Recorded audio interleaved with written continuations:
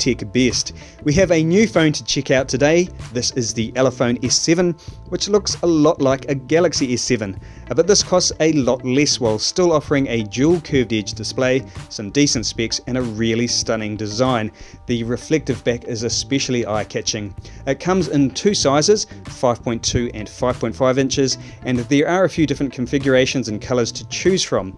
Now pricing ranges from about $150 up to about $250 depending on which one you choose. There will be links in the description below if you want to check out the different options. But the one we have here is a 5.5 inch one in blue.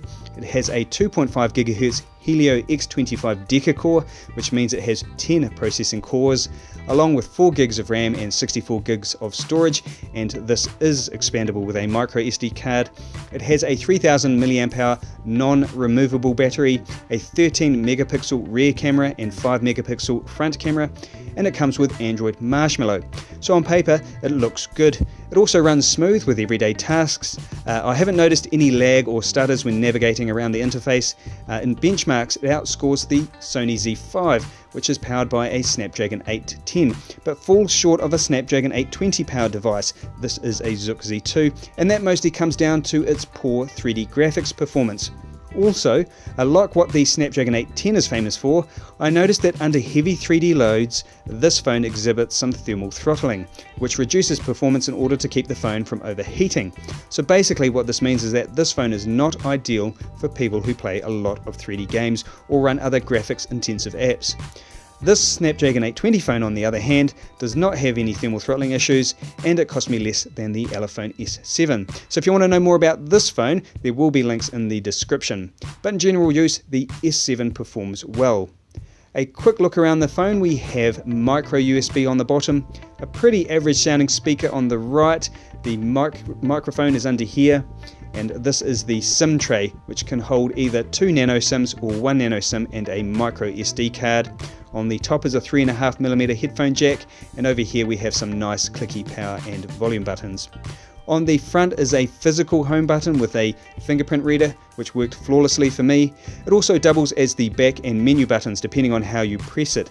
Double tap or long press will do different actions, but if you don't like that, you can also enable on-screen navigation buttons. The frame is metal and is chamfered.